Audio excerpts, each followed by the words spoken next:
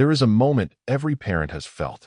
That split second when you look up and your child is not where you last saw them. Your heart drops. Your breath stops. And then, maybe 3 seconds later, you find them. Just around the corner. Just behind the couch. Just out of view for a moment. 3 seconds. And your whole body responds like the world is ending. Now imagine that feeling. And imagine it never stops. Imagine looking up and your child is gone. And you search the yard and she is not there. And you call the neighbors and nobody has seen her. And you call the police and they tell you to wait. And you walk up and down your own street in the dark, calling her name out loud, listening for a voice that never calls back. And the sun rises and she is still not home. And then the days turn into weeks. And the weeks turn into months. And the months turn into years. And 25 years later, you are still waiting. This is the story of Shy'Kemmia Pate, an 8-year-old girl from Unadilla, Georgia, who stepped outside to play on a Friday evening in September of 1998 and never came home. If you are new to this channel, welcome to Unfinished Record. Hit that subscribe button right now because every story we tell is a story that still deserves to be heard. Like this video before we even get started, it helps more people find cases like this one. And drop a comment right now. Tell me where in the world you are watching from tonight. I genuinely want to know, because this story deserves to travel. Before we talk about what happened, we need to talk about who she was. Because the way missing children get discussed sometimes, the way their stories get reduced to dates and locations and case numbers, strips something essential away from them. It flattens them. And Shy'Kemmia Pate was not flat. She was not a case number. She was a whole, full, complicated, deeply loved little human being. And you need to know that before you hear the rest. Shy'Kemmia Pate was born on October 29, 1989. The youngest of 4 children, raised in Unadilla, a small town in Dooley County in the heart of Georgia. The population is just over 3,000 people. The kind of town where you wave at people you pass on the road not because you know their name, but because that is just what you do. Where children grow up knowing every house on their street. Where trust is not something you earn. It is something that comes with the territory. Shy'Kemmia was the baby of the family. And anyone who has ever been the youngest child or loved the youngest child knows exactly what that means. She was watched over, doted on. Her older siblings kept an eye on her. Her mother, Veronica, built her world around her children. The family called her Shy. Short, sweet, full of warmth. Exactly the kind of nickname that tells you everything about how a person is loved. Not Shy'Kemmia when you're being formal. Shy. Because she was yours, and you said her name like she was something precious. At school, she was the kind of student that teachers do not forget. Not because she was a troublemaker. Not because she demanded attention. But because she was genuinely present in a way that some children just naturally are. She connected with people. She made people feel seen. And school was not a building she walked into out of obligation. It was a place she actually loved being. But Shy'Kemmia's childhood carried a weight that most children her age never had to carry. From very early on, she was dealing with chronic asthma and kidney disease. 2 serious medical conditions that meant regular doctor visits, long hospital stays, and a childhood that was shaped around medical routines that no child should have to think about. There were stretches where hospital corridors became as familiar as the hallways of her own home, where nurses knew her face, where the rhythm of treatment became part of her everyday life. And here is the part that gets me every time I think about it. Shy'Kemmia looked at all of that, all of those hard days, all of those hospital stays, all of that pain and exhaustion and disruption, and she turned it into purpose. She told people she wanted to become a pediatrician. Not in the way children sometimes say they want to be astronauts or superheroes. Abstract, distant, more fantasy than plan. She meant it with a kind of clarity that was unusual for her age. She understood what it felt like to be a sick child lying in a hospital bed, waiting to feel better, needing someone to make that experience less frightening. And she wanted to grow up and be that person for someone else. 8 years old, already thinking about how to give back what had been given to her. That is Shy'Kemmia Pate, a child with a medical history that would have broken some people and instead made her more compassionate. A child who was surrounded by love and gave it right back. A child with a name her family said like a gift and a dream she talked about like it was already decided. That is who she was on the morning of September 4th, 1998. And that is who she still was when the sun went down that evening, and she was gone. September 4th, 1998. A Friday. The the start of Labor Day weekend. In a small town like Unadilla, a holiday Friday has its own particular energy. School lets out, and the weekend opens up in front of you like a long exhale. People are lighter. Plans are being made. The pressure of the week just past releases. For the Pate family, that Friday carried something specific to look forward to. There was a high school football game that evening in nearby Vienna, a short drive from Unadilla, the kind of local game that draws a whole community out on a fall evening. And for Shy'Kemmia, the excitement was personal. Her older sister Laswanda was 17 years old. She was a member of her school's ROTC program, and that evening she would be on the field before the game. Shy'Kemmia loved her big sister. She wanted to go. She wanted to be there, in the stands, watching Laswanda do something important, to be included in something that felt a little bigger than her usual Friday evening. Their mother Veronica was not home that afternoon. She was out and would be back later. So the plan was straightforward. Laswanda would rest for a little while, get herself ready, and then the two of them would go to the game together. Simple. Ordinary. The kind of afternoon plan that happens in families everywhere. While Laswanda rested, Shy'Kemmia did what she had done countless times before on streets she knew as well as her own living room. She went outside to play. I want you to really let that sit for a moment. Not because there is anything unusual about it, but precisely because there is not. This was not recklessness. This was not negligence. This was a child in her own neighborhood, on her own street, in a community where children had always moved freely between houses and front porches, where neighbors recognized each other and looked out for each other. This was normal. This was safe. This was what childhood was supposed to look like in Unadilla, Georgia, in the summer of 1998. She stepped outside in her bright green Atlanta Braves jersey.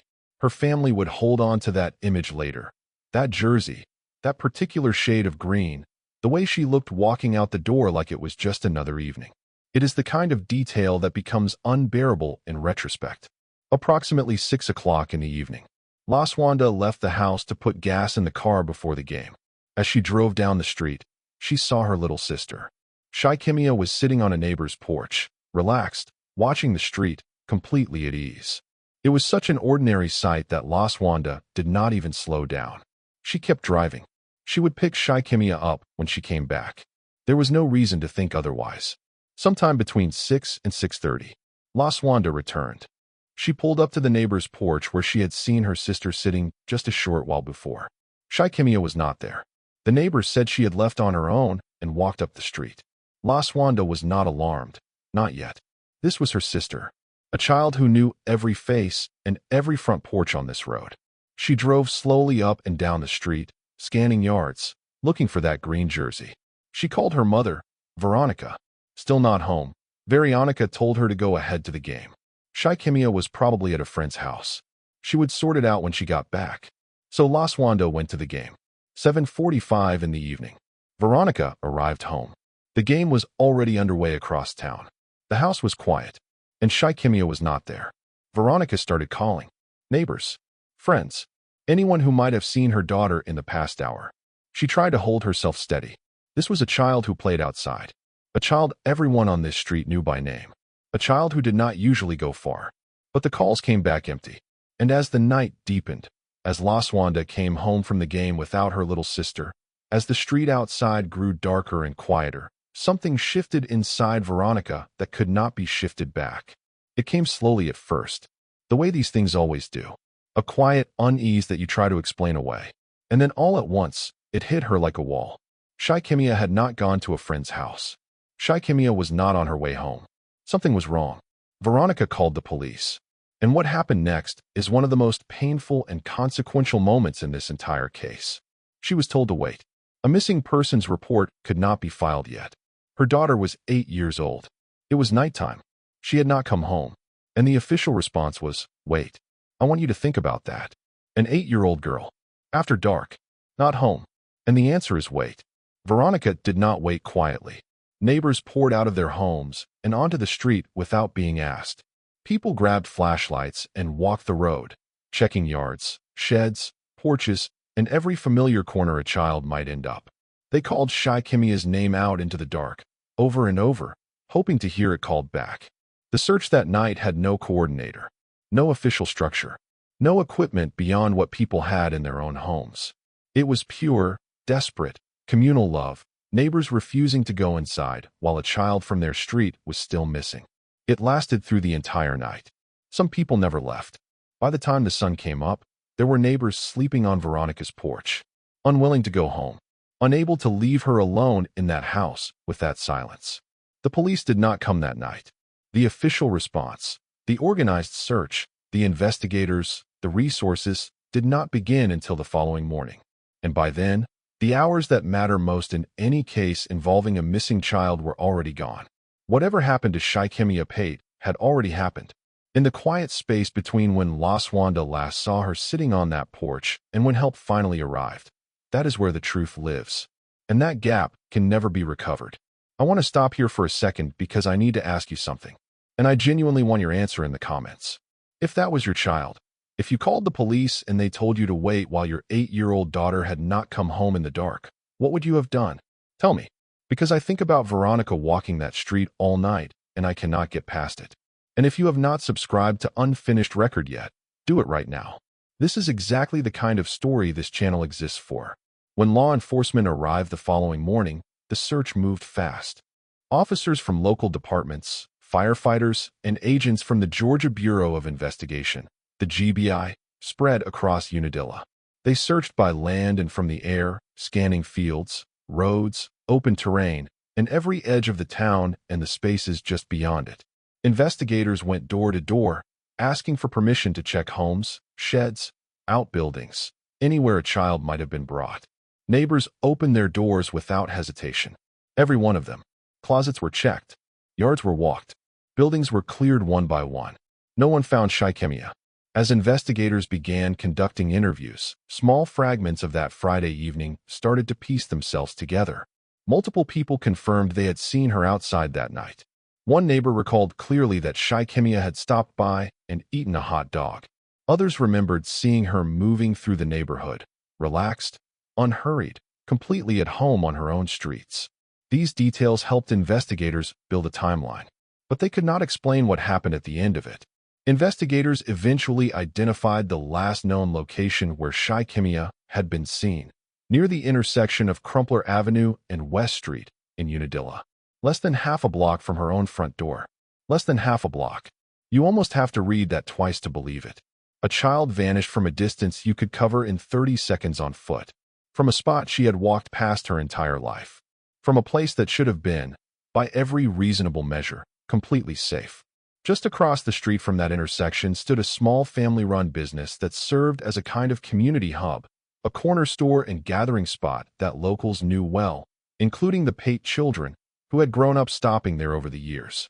Investigators noted the area saw consistent foot traffic, including after dark, which added complexity to the search. But detectives did not believe Shy'Kemmia would have willingly left with someone she did not know. In a town of 3,000 people, a stranger was noticeable. People paid attention to unfamiliar faces. One unknown man was identified and placed near the area that evening.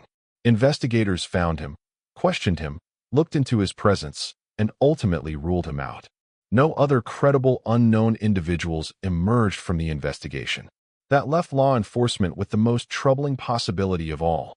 Whoever was responsible for what happened to Shy'Kemmia that evening did not stand out, because they did not need to. Over that first weekend, the search expanded in every direction. Teams covered a 10-mile radius around Crumpler Avenue on foot and from above.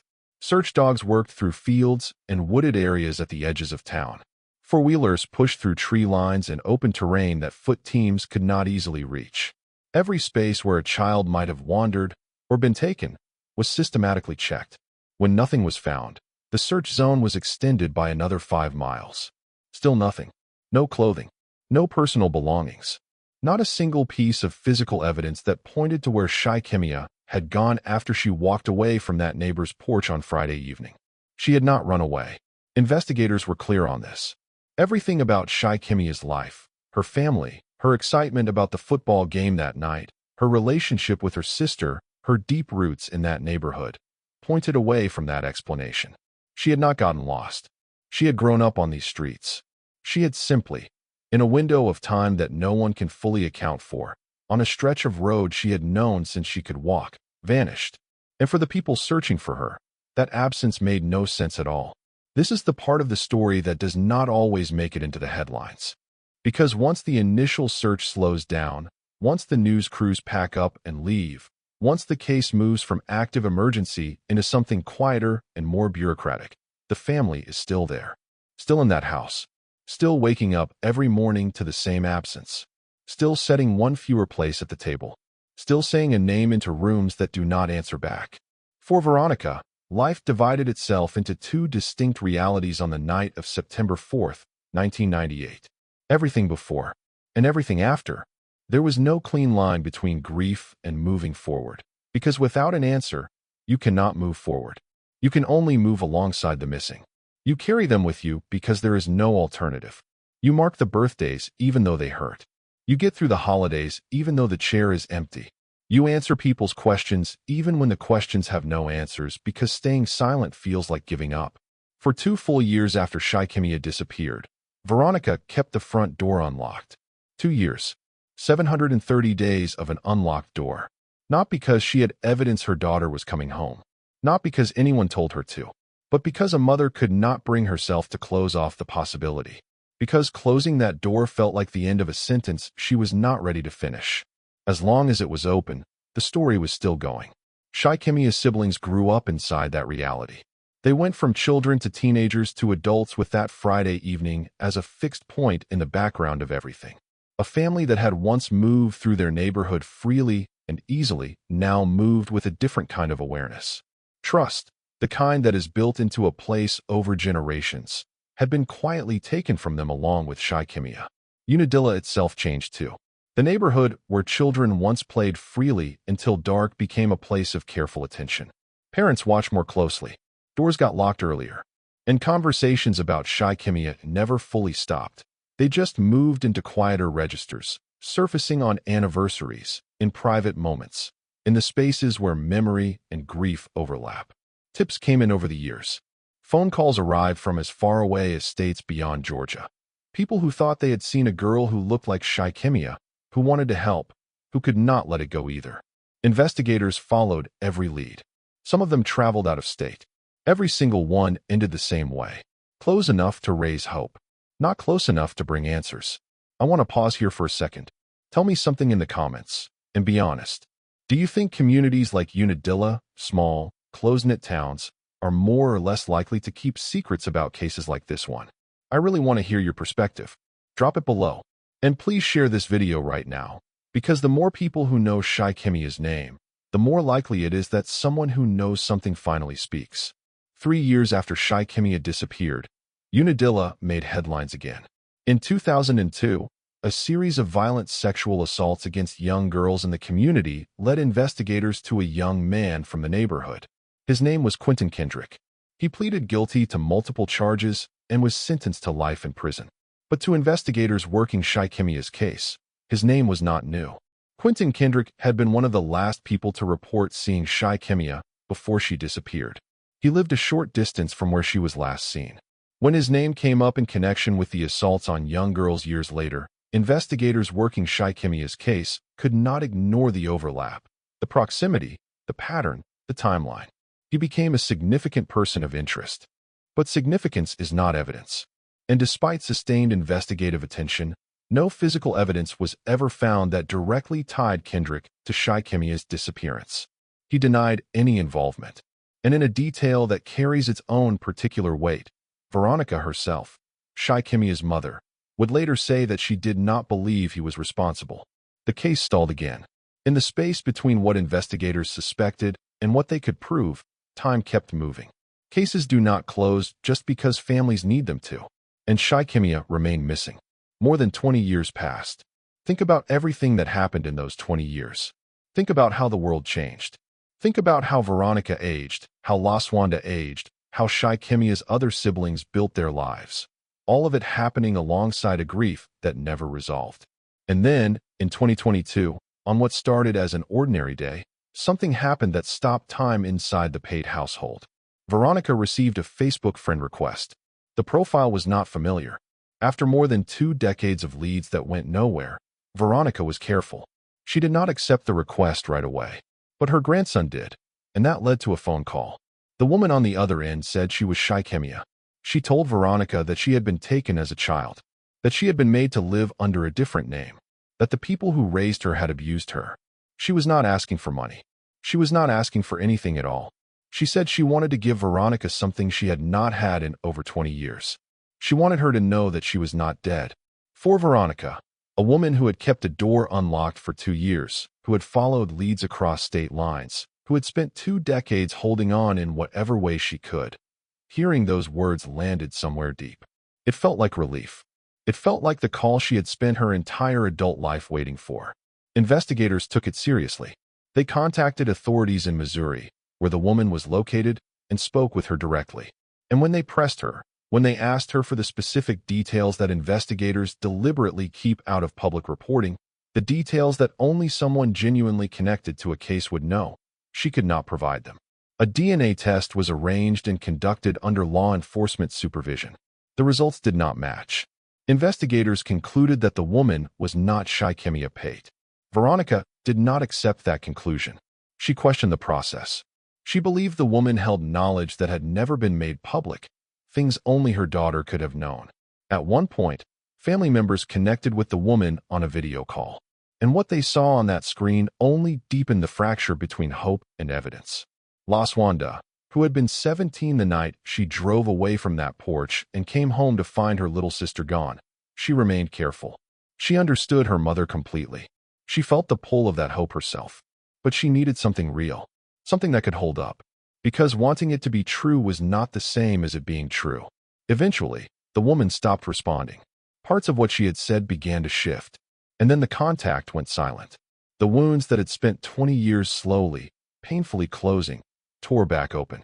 That experience exposed something true about what it means to live inside an unresolved case. Hope is not always a comfort. Sometimes it is the cruelest thing that can happen to a person who has already been through so much. Because when hope dissolves, when the DNA test comes back and the voice on the phone goes quiet, you do not just lose the possibility. You lose everything you had started to let yourself feel. I have to ask, and I want real answers in the comments. Do you think that woman genuinely believed she was Shy'Kemmia? Or do you think she knew she wasn't? Because that distinction matters a lot to me. Leave your thoughts below. And if this story is hitting you the way it is hitting me right now, please share it. Not for the numbers. For Shy'Kemmia. Investigators say the search for Shy'Kemmia Pate has never officially stopped. The case remains open with the Georgia Bureau of Investigation and the Dooley County Sheriff's Office. Tips are still reviewed. Leads are still assessed. The file does not have a closed stamp on it, because there is no resolution to close it with. In recent years, Shy'Kemmia's story reached a wider audience when her disappearance was featured on the television program Defining Missing in America. For a case that had long existed in the background of a small Georgia town, the national attention brought new eyes, new questions, and renewed urgency. As part of those efforts, investigators released an updated age progression image, a digital rendering of what Shy'Kemmia might look like today as an adult woman in her mid-30s. She would be in her mid-30s right now. She would have had a whole adult life by this point. Relationships, experiences, maybe a career, maybe a family of her own. She talked about becoming a pediatrician, about spending her life caring for sick children the way people had cared for her. She had a plan. She had a direction. She had a future that she had already started imagining in detail. That future was supposed to be hers. The age progression image exists because there is still reason to believe she may be alive.